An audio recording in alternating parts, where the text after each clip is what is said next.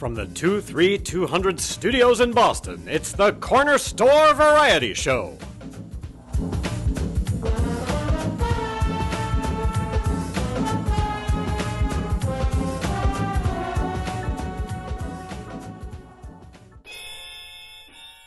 It was just another night in that town by the river.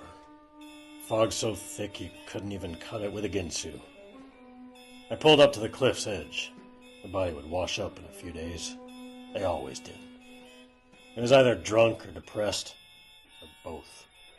In the morning they'll raise that ball of mangled steel and rubber, but tonight it's a statue, a sculpture, an homage to all of it, and none of it.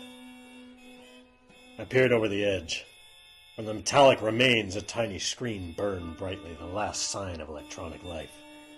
Suddenly, like a beacon of truth, it shot a beam across the river, illuminating the cliffside. And there she was, all made up like a $3 cupcake. This was no drunk, no suicide. This was murder.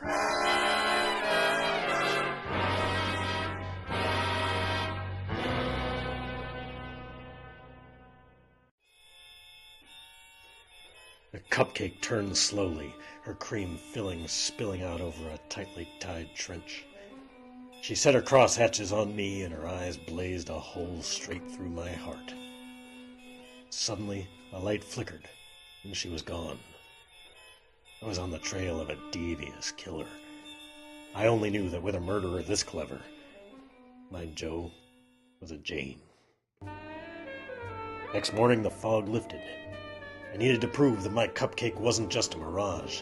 I took a slug of coffee and watched the twisted tonnage rise, dripping with murky river water. The boys in the shop took her apart piece by piece.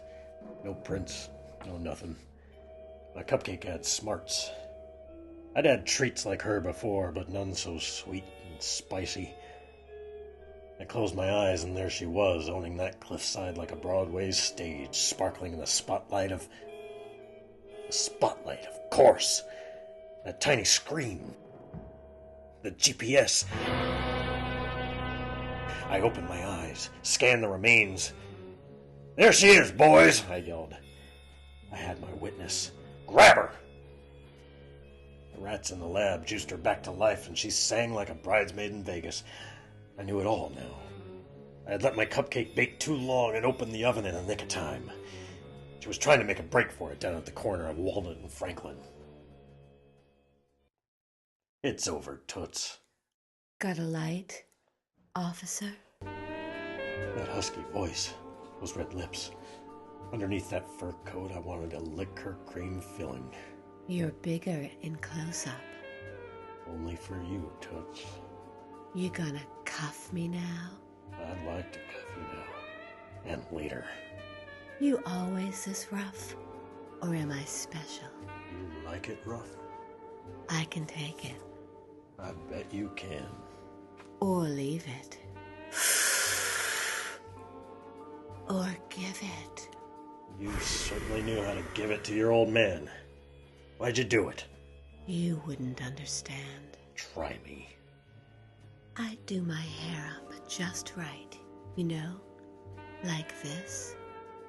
That is pretty sweet. And I'd buy some new lingerie. You know, a little lacy number that brings out my curves.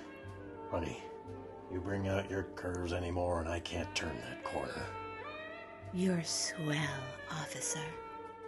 And not half bad on the eyes. We're talking about you, Toots, not me. Then let's talk about me. You're a pretty clever dame. Not clever enough for you, officer. So, you programmed the GPS and sent him right off the cliff. Wrong, officer. The GPS told him to drive off the cliff, not me. Can I help it if he always listened to her? Always followed her? No matter what, he'd always do what she wanted, not me. You couldn't take the competition, huh? I should have been enough for him. If your wife started, you got a wife, officer? Like you still got a husband. Then let's pretend, officer. Let's pretend I'm your wife. Let's pretend this is the bedroom. You haven't got the part. Yet. I'm ready to audition. The director yelled, "Cut."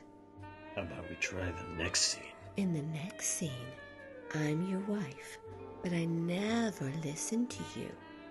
There's another guy. I swear there's nothing going on, but he goes with us wherever we go. And I always follow him. I go wherever he takes me. What would you do? I'd crush the jerk's skull like a walnut in my bare hands. And what would you do to me? I'd plant a little chip in your brain. And I'd be the only one with the remote. I'd be your dolly. I'd dress you up. Hold me tight. Too tight. Never let me go. Never let you. Shut up and kiss me already. She tasted every bit as sweet as I knew she would. Toots, you're the only cupcake for me. You'll get 25 to life, but I'm sure I'll pull a few strings and make sure you're out in 10. And I'll be there, baby, every week. Never let you go. With the cold prison glass between us?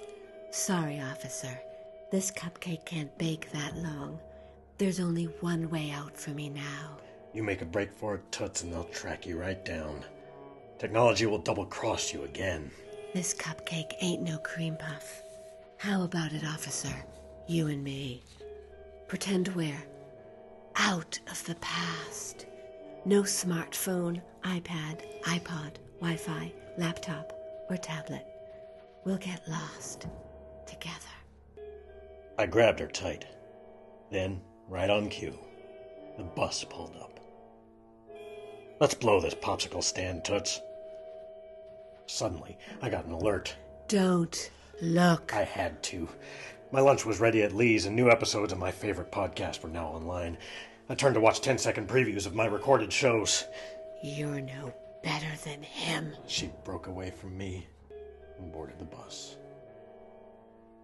The bus closed its doors, and like that, she was gone. I thought about catching her down the block at the next stop, but it was too late. The bus was packed. My bus app said the next one wouldn't show for another 12 minutes. As the bus rolled away, her creamy goodness still lingering on my lips, all I could do was watch as my cupcake faded into the frosting of my mind.